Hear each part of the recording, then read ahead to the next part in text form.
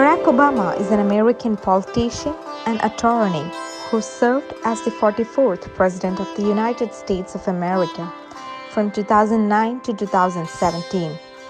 He is a member of the Democratic Party. Barack Obama was the first African American president of USA. He was born in August 4, 1961. After he elected as the president in his first term, he addressed global finance crisis, reform healthcare, financial regulation bill, and end of military presence in Iraq. In his second term, Barack Obama took steps to combat climate change, International Climate Agreement. Dreams of My Father, A Story of Race and Inheritance. He wrote this book in 1995, is a memoir by Barack Obama. He entered in law school in 1988. Then he started his political campaign for the Illinois Senate. He retired after his 8 years presidential service in 2017. Today, August 4th, his 5th birthday. Travel Legend USA, wish him a happy birthday. Barack Obama honored with Nobel Prize for PETSA 2009 for his extraordinary efforts to strengthen international and cooperation between people. The committee has attached special importance to Obama's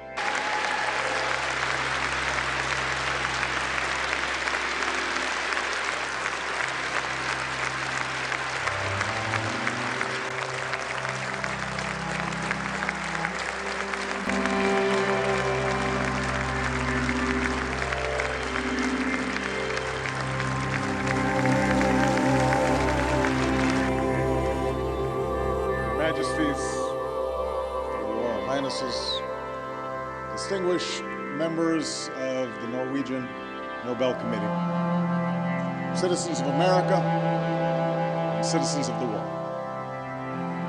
I receive this honor with deep gratitude and great humility. It's an award that speaks to our highest aspirations. For all the cruelty and hardship of our world, we are not mere prisoners of fate. Our actions matter and can bend history in the direction of justice. And yet I would be remiss if I did not acknowledge the considerable controversy that your generous decision has generated. In part, this is because I am at the beginning and not the end of my labors on the world stage. Compared to some of the giants of history who have received this prize, Schweitzer, King, Marshall, Mandela, my accomplishments are slight. And then there are the men and women around the world who've been jailed and beaten in the pursuit of justice. Those who toil in humanitarian organizations to relieve suffering. The unrecognized millions whose quiet acts of courage and compassion inspire even the most hardened cynics. I cannot argue with those who find these men and women, some known, some obscure to all but those they help, to be far more deserving of this honor than I. But perhaps the most profound issue surrounding my receipt of this prize is the fact that I am the commander-in-chief of the military of a nation in the midst of two wars. One of these wars is winding down. The other is a conflict that America did not seek, one in which we are joined by 42 other countries, including Norway, in an effort to defend ourselves and all nations from further attacks. Still, we are at war. And I'm responsible for the deployment of thousands of young Americans to battle in a distant land. Some will kill, and some will be killed. And so I come here with an acute sense of the costs of armed conflict, filled with difficult questions about the relationship between war and peace and our effort to replace one with the other. Now, these questions are not new. War in one form or another appeared with the first man. At the dawn of history, its morality was not questioned. It was simply a fact, like drought or disease. The manner in which tribes and then civilizations sought power and settled their differences. And over time, as codes of law sought to control violence within groups, so did philosophers, and clerics, and statesmen seek to regulate the destructive power of war. The concept of a just war emerged, suggesting that war is justified only when certain conditions were met. If it is waged as a last resort or in self-defense, if the force used is proportional, and if, whenever possible, civilians are spared from violence. Of course, we know that for most of history, this concept of just war was rarely observed. The capacity of human beings to think up new ways to kill one another proved inexhaustible, as did our capacity to exempt from mercy those who look different or pray to a different God. Wars between armies gave way to wars between nations, total wars, in which the distinction between combatant and civilian became blurred. In the span of 30 years, such carnage would twice engulf this continent. And while it's hard to conceive of a cause more just than the defeat of the Third Reich and the Axis powers, World War II was a conflict in which the total number of civilians who died exceeded the number of soldiers who perished. In the wake of such destruction, and with the advent of the nuclear age, it became clear to victor and vanquished alike that the world needed institutions to prevent another world war. And so, a quarter century after the United States Senate rejected the League of Nations, an idea for which Woodrow Wilson received this prize, America led the world in constructing an architecture to keep the peace, a Marshall Plan and a United Nations, mechanisms to govern the waging of war, treaties to protect human rights, prevent genocide, restrict the most dangerous weapons. In many ways, these efforts succeeded. Yes, terrible wars have been fought and atrocities committed, but there has been no Third World War. The Cold War ended with jubilant crowds dismantling a wall. Commerce has stitched much of the world together. Billions have been lifted from poverty. The ideals of liberty and self-determination, equality and the rule of law have haltingly advanced. We are the heirs of the fortitude and foresight of generations past. And it is a legacy for which my own country is rightfully proud. A decade into a new century, this old architecture is buckling under the weight of new threats. The world may no longer shudder at the prospect of war between two nuclear superpowers, but proliferation may increase the risk of catastrophe. Terrorism has long been a tactic, but modern technology allows a few small men with outsized rage to murder innocents on a horrific scale. Moreover, wars between nations have increasingly given way to wars within nations. The resurgence of ethnic or sectarian conflicts, the growth of secessionist movements, insurgencies, and failed states. All these things have increasingly trapped civilians in unending chaos. In today's wars, many more civilians are killed than soldiers. The seeds of future conflict are sown. Economies are wrecked, civil societies torn asunder, refugees amassed, children scarred. I do not bring with me today a definitive solution to the problems of war. What I do know is that meeting these challenges will require the same vision, hard work, and persistence of those men and women who acted so boldly decades ago. And it will require us to think in new ways about the notions of just war and the imperatives of a just peace. We must begin by acknowledging a hard truth. We will not eradicate violent conflict in our lifetimes. There will be times when nations, acting individually or in concert, will find the use of force not only necessary, but morally justified. I make this statement mindful of what Martin Luther King Jr. said in this same ceremony years ago. Violence never brings permanent peace. It solves no social problem. It merely creates new and more complicated ones. As someone who stands here as a direct consequence of Dr. King's life work, I am living testimony to the moral force of nonviolence. I know there's nothing weak, nothing passive, nothing naive in the creed and lives of Gandhi and King, but as a head of state sworn to protect and defend my nation, I cannot be guided by their examples alone. I face the world as it is and cannot stand idle in the face of threats to the American people.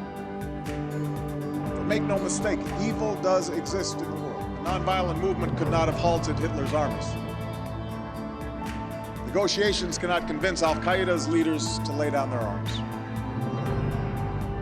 To say that force may sometimes be necessary is not a call to cynicism, it is a recognition of history, the imperfections of man, and the limits of reason. I raise this point. I begin with this point because in many countries there is a deep ambivalence about military action today, no matter what the cause. And at times this is joined by a reflexive suspicion of America, the world's sole military superpower. Yet the world must remember that it was not simply international institutions, not just treaties and declarations, that brought stability to a post-World War II world. Whatever mistakes we have made, the plain fact is this: the United States of America has helped underwrite global security for more than 6 decades with the blood of our citizens and the strength of our arms. The service and sacrifice of our men and women in uniform has promoted peace and prosperity from Germany to Korea and enabled democracy to take hold in places like the Balkans. We have borne this burden not because we seek to impose our will. We have done so out of enlightened self-interest, because we seek a better future for our children and grandchildren, and we believe that their lives will be better if others' children and grandchildren can live in freedom and prosperity. So yes, the instruments of war do have a role to play in preserving the peace. And yet this truth must coexist with another: that no matter how justified, war promises human tragedy.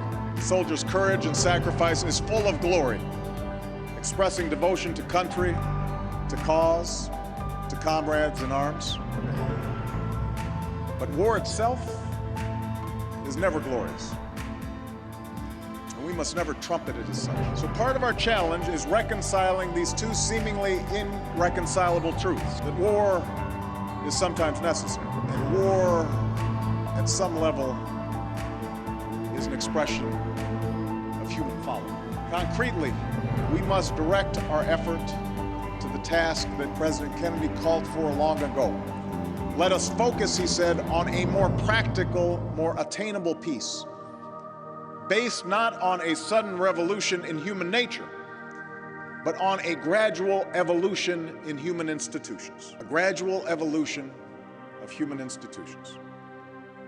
What might this evolution look like? What might these practical steps be? To begin with, I believe that all nations, strong and weak alike, must adhere to standards that govern the use of force. A gradual evolution of human institutions. What might this evolution look like? What might these practical steps be? To begin with, I believe that all nations, strong and weak alike, must adhere to standards that govern the use of force. I, like any head of state, reserve the right to act unilaterally, if necessary, to defend my nation. Nevertheless, I am convinced that adhering to standards, international standards, strengthens those who do and isolates and weakens those who don't. The world rallied around America after the 9/11 attacks and continues to support our efforts in Afghanistan because of the horror of those senseless attacks and the recognized principle of self-defense. Likewise, the world recognized the need to confront Saddam Hussein when he invaded Kuwait, a consensus that sent a clear message to all about the cost of aggression. Furthermore, America, in fact, no nation, can insist that others follow the rules of the road if we refuse to follow them ourselves. For when we don't, our actions appear arbitrary and undercut the legitimacy of future interventions, no matter how justified. And this becomes particularly important when the purpose of military action extends beyond self-defense or defense of one nation against an aggressor. More and more, we all confront difficult questions about how to prevent the slaughter of civilians by their own government, or to stop a civil war whose violence and suffering can engulf an entire region. I believe that force can be justified on humanitarian grounds, as it was in the Balkans, or in other places that have been scarred by war. Inaction tears at our conscience and can lead to more costly intervention later.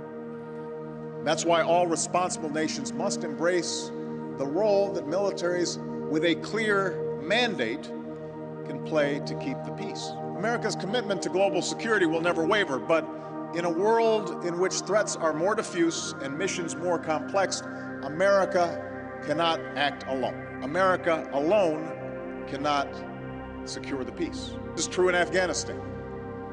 This is true in failed states like Somalia, where terrorism and piracy is joined by famine and human suffering.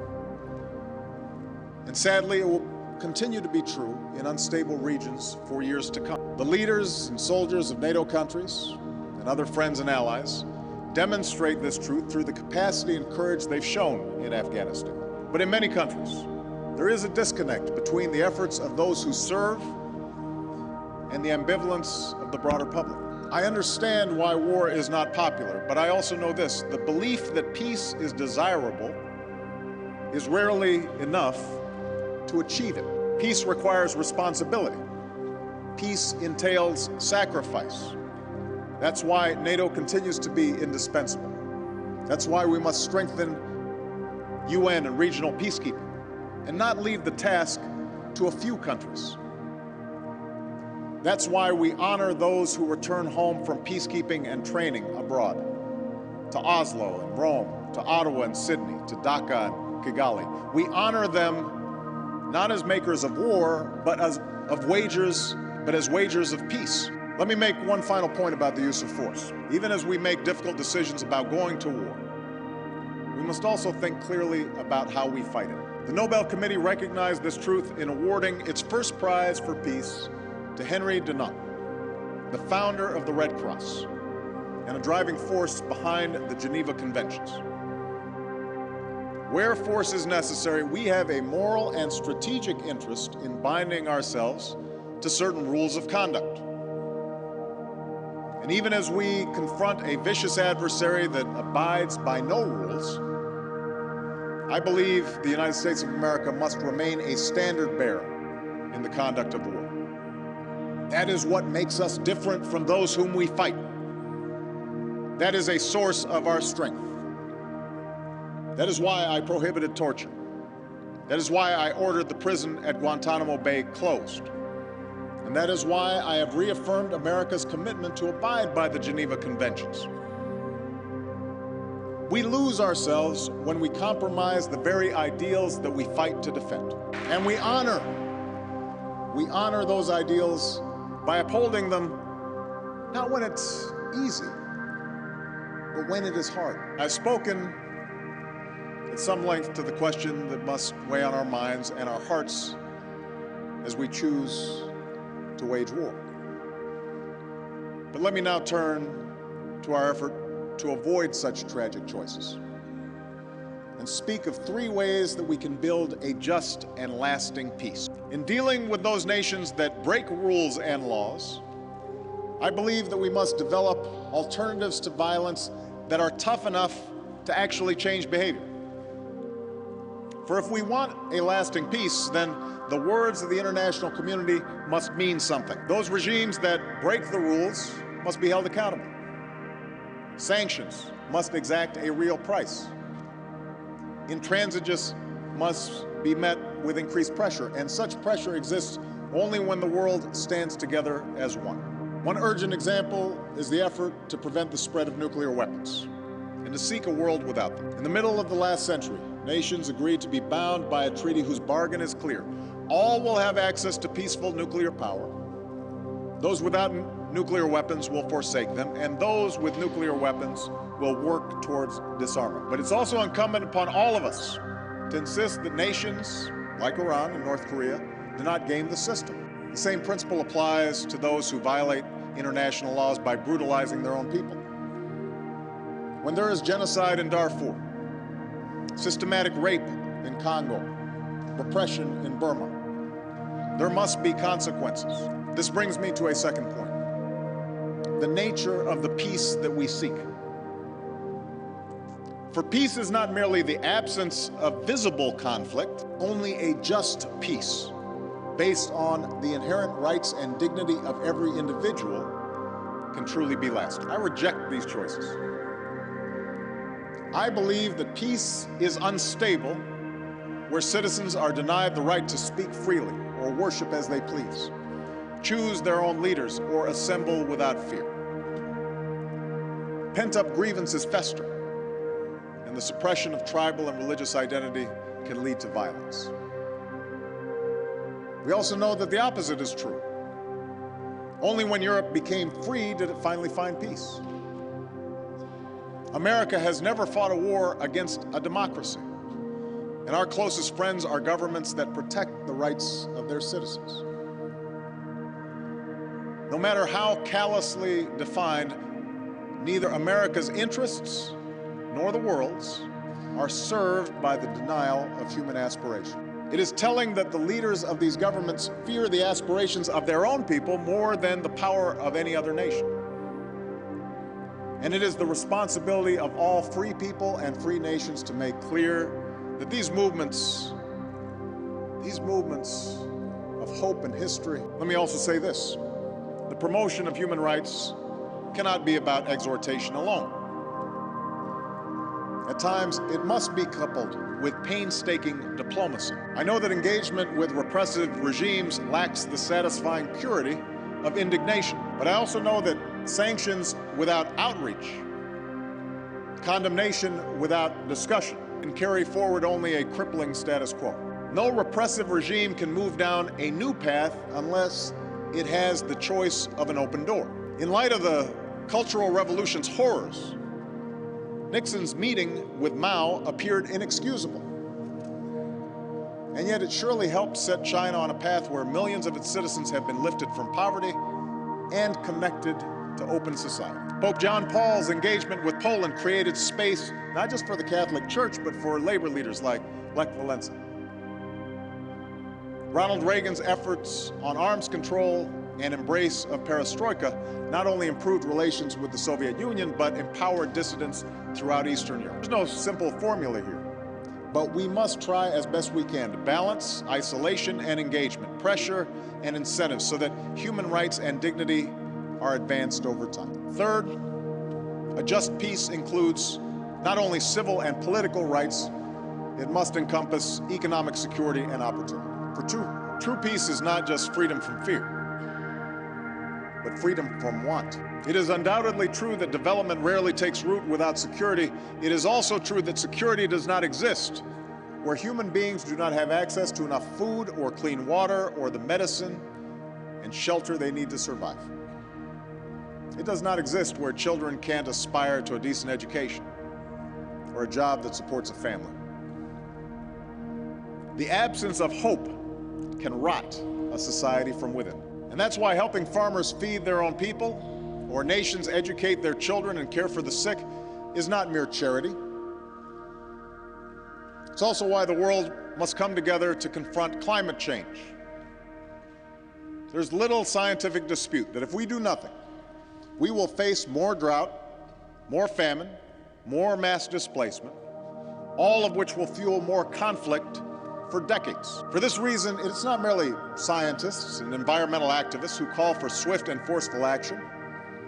It's military leaders in my own country and others who understand our common security hangs in the balance. And yet somehow, given the dizzying pace of globalization, the cultural leveling of modernity, it perhaps comes as no surprise that people fear the loss of what they cherish in their particular identities, their race, their tribe, and and perhaps most powerfully, their religion. In some places, this fear has led to conflict.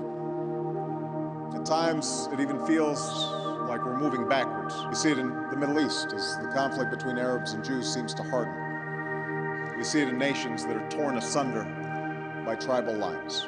These extremists are not the first to kill in the name of God.